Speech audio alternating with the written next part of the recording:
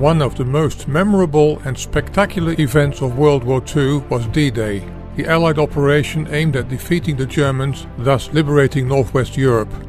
As a channel dedicated to history, it would be a big mistake not to pay special attention to this year's 80th commemoration of D-Day.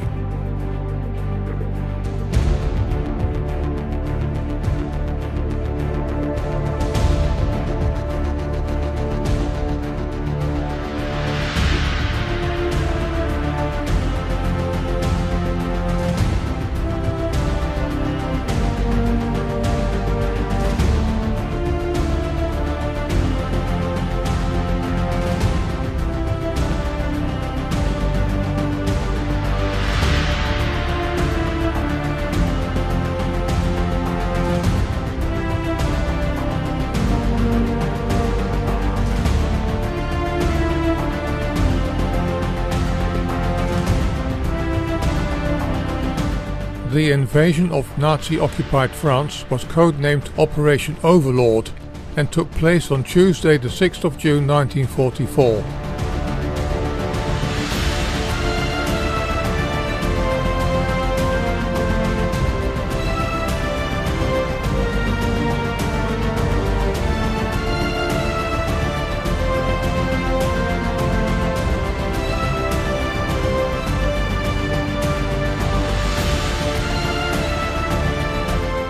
Originally it was planned for the 5th of June, but was delayed because of poor weather. A severe storm battered the Normandy coast, making the German commander in charge of defending the North French coast, Marshal Erwin Rommel, believed that an attack would be highly unlikely. He even went back home to Herlingen in Germany for his wife's birthday.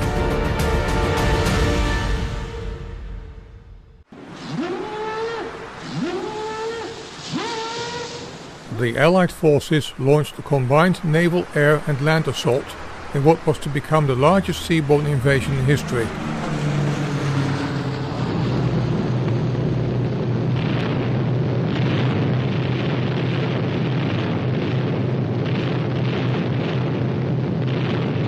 In effect, it opened the second front to attack the Germans, the first front being the Russian front.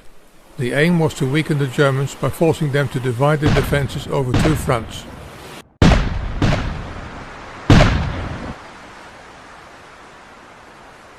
One may wonder why Normandy was chosen to land the troops. The French resistance had indicated that there were fewer defences in Normandy than the Atlantic Wall region surrounding Calais. The Normandy region had many bunkers containing antiquated firepower from the First World War. Choosing the route with the longest distance from the UK should also give the Allies an element of surprise. It was assumed that the Germans would be anticipating an attack via the shortest route, far more east. Maps had also shown that there were good roads to get landing troops off the Normandy beach area and inland on the long road to the liberation of Europe.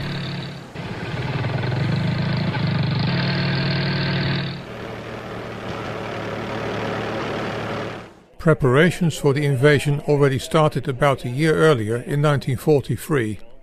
Supreme Allied Commander American General Dwight D. Eisenhower led the planning team. Many exercises were held by means of simulated landings under attack.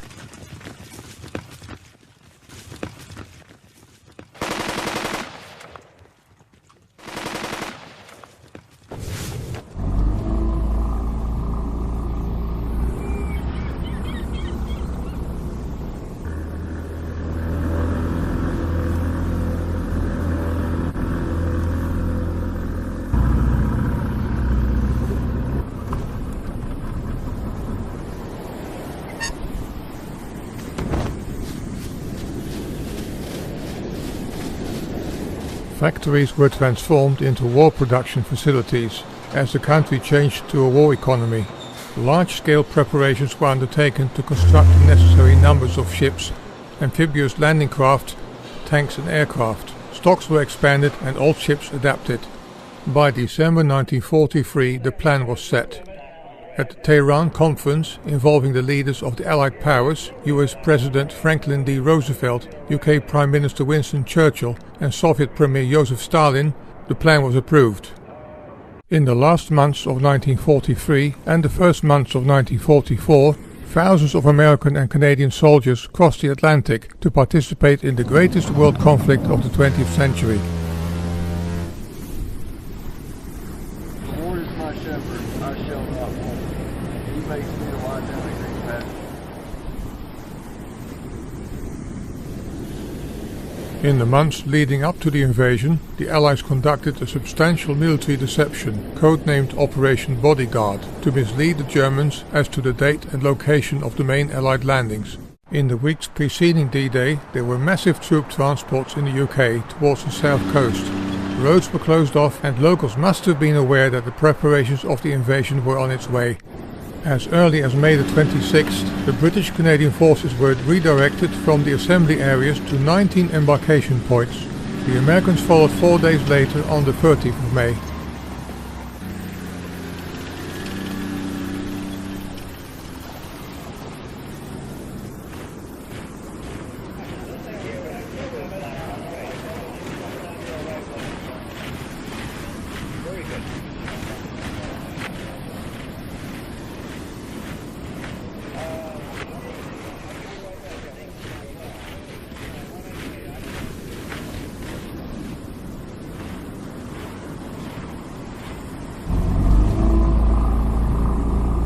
Many troops were unaware that this was the real thing.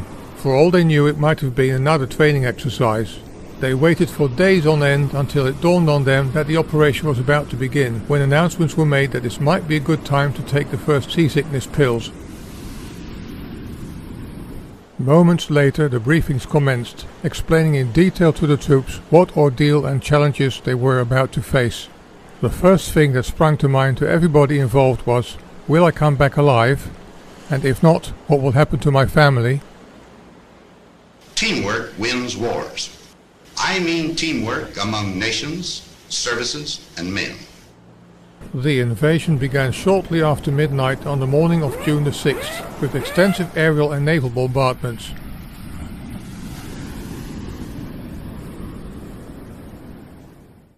It also involved an airborne assault with the landing of 24,000 American, British and Canadian airborne troops.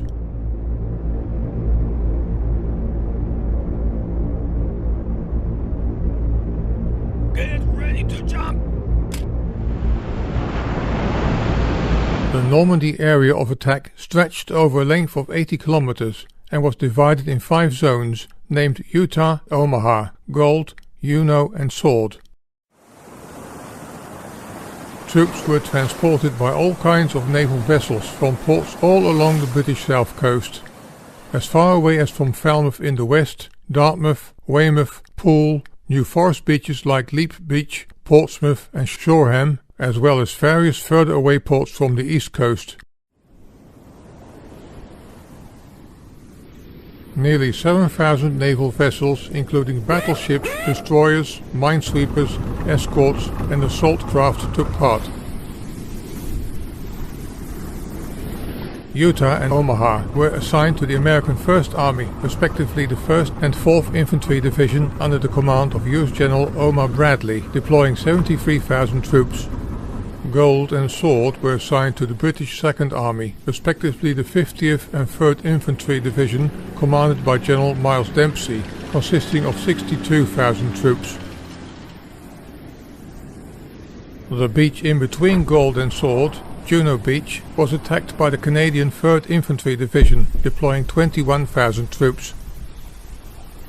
The Americans, British and Canadians formed the core of the troops, but it should not be forgotten that also Australian, Belgian, Czech, Dutch, French, Greek, New Zealand, Norwegian, Rhodesian and Polish participated in naval, air and ground support. In total, 2 million men were made available for the invasion. 156,000 men participated in the first attack wave. No women were part of these divisions, but they did play an important supporting role in the background in the Women's Royal Naval Service. They were involved in logistical and secretarial support, wireless telegraphy, radar operation and code breaking. There was just one woman, a war correspondent on the beaches at Normandy that day. The men had to transfer from the ships into the landing craft, climbing down nets.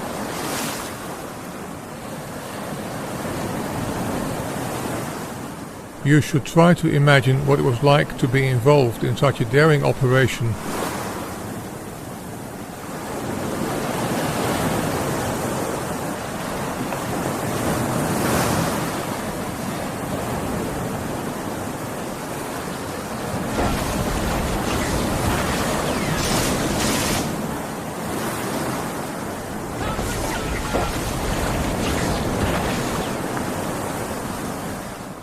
Following the storms of the previous day, the seas were still very rough for the crossing towards north of France.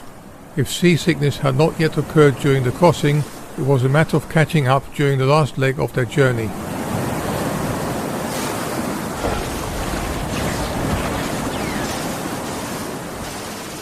Once the doors of the landing craft opened, the battle for survival commenced. The terror and the fear that they suffered must have been immense. The men landed under heavy fire from gun emplacements overlooking the beaches, and the shore was mined and covered with obstacles such as wooden stakes, metal tripods and barbed wire, making the work of the beach clearing teams difficult and extremely dangerous. Due to a navigation error, the American troops landed more than 1 kilometer south of their target at Utah Beach.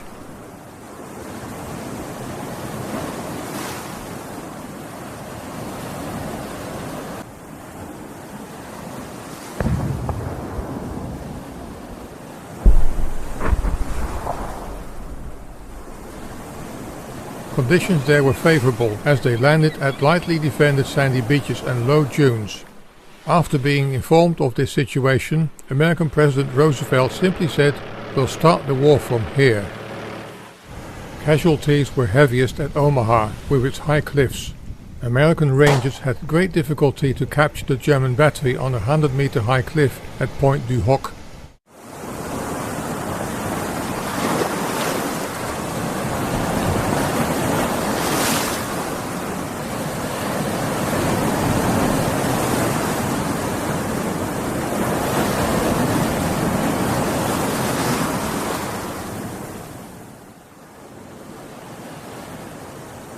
Allied intelligence got the situation at Omaha Beach wrong, as they anticipated light resistance.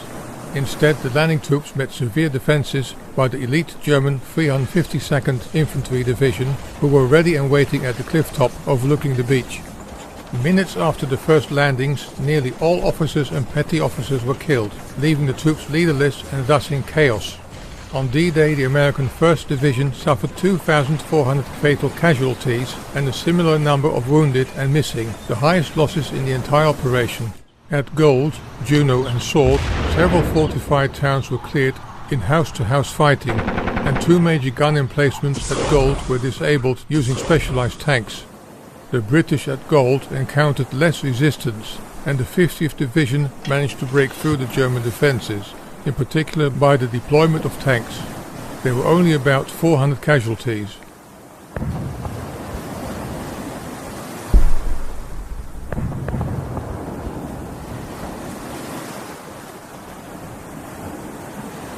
The Canadian landings at Juno Beach are probably the best known because of the stunning film footage made by Sergeant Bill Grant of the Canadian Army Film and Photo Unit.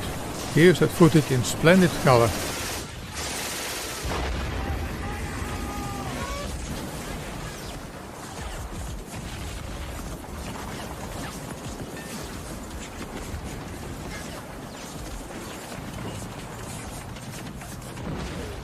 The house seen through the opened landing craft doors is still there at Bernières-sur-Mer.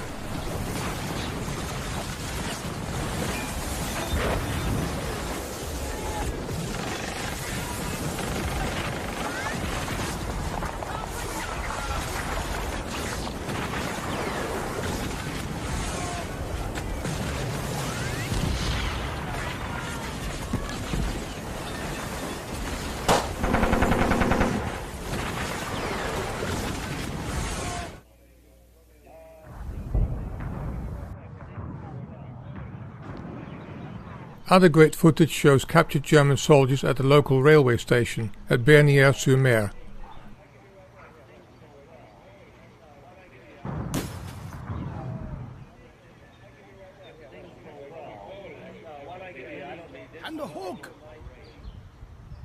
German resistance on the fifth most easterly beach, Sword, was light, and within less than an hour the British Second Army managed to break through the defences.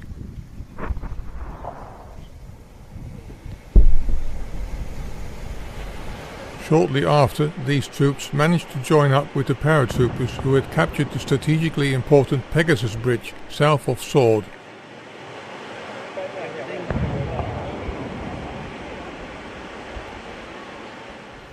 The Allies were assisted by the French resistance. Their main role was sabotage.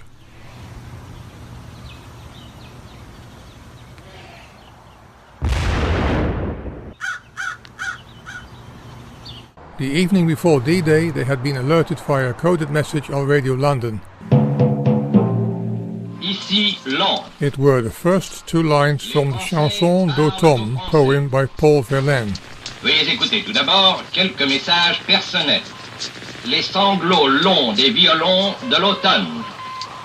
Je répète, les sanglots longs des violons de l'automne blessent mon cœur d'une langueur monotone. Je répète, blesse mon cœur d'une langueur monotone. The second line indicated that D-Day was imminent within the next 24 hours. The Allies failed to achieve any of their major goals beyond the establishment of the beachheads on the first day. Carentan, Saint-Lô and Bayeux remained in German hands, and the important city of Caen, just south of the landing beaches, was not captured until the 21st of July.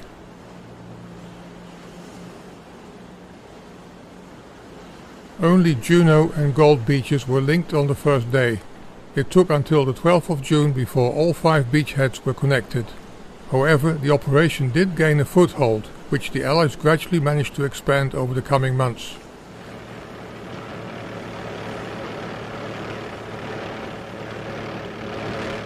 At least 10,000 Allied casualties on D-Day were recorded, with over 4,400 confirmed dead. German casualties on D-Day have been estimated at 4,000 to 9,000 men.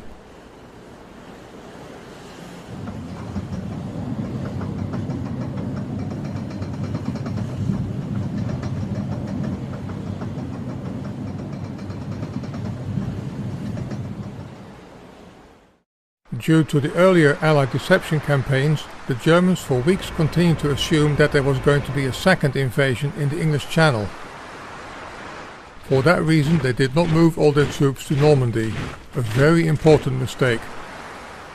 There are 3 important activities that played a vital role in the success of D-Day, namely the use of glider planes to transport large numbers of troops, the provisional Mulberry harbours, and Pluto, the pipeline under the ocean, to provide essential fuel supply to the Allied military vehicles. The gliders are addressed in a separate video, which I released recently. Just to sum up, that approximately 15,000 men were transported in crude, flimsy, wooden, engineless planes, namely the American Waco CG-4A, the British Airspeed Horsa and the General Aircraft Hamilcar, towed by a variety of aircraft, in particular the Douglas C-47, the military version of the DC-3 Dakota.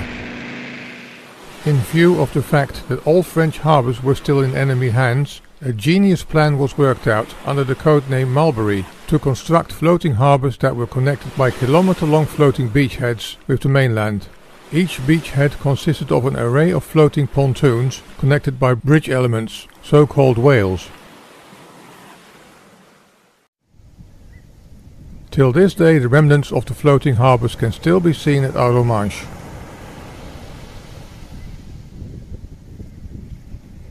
These Mulberry harbours fulfilled a crucial role in landing tanks, trucks, jeeps and other vehicles, awaiting the liberation of nearby Cherbourg harbour.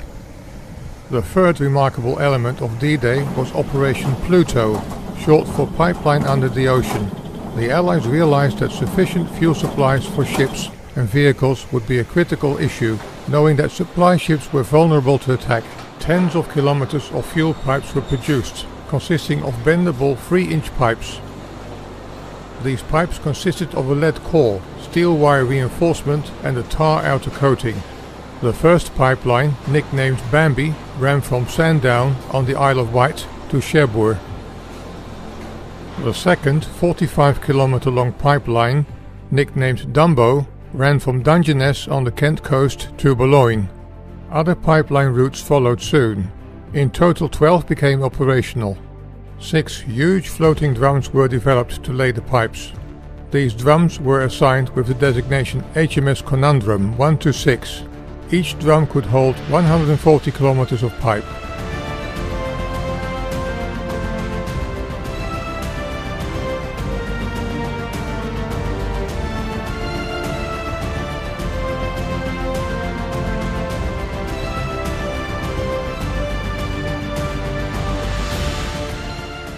Pumping stations at Dungeness were disguised as holiday camp buildings.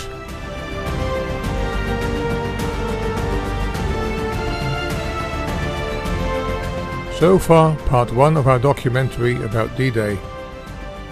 In part 2, we will address the military advances of the Allied troops towards Paris in the Battle of Normandy.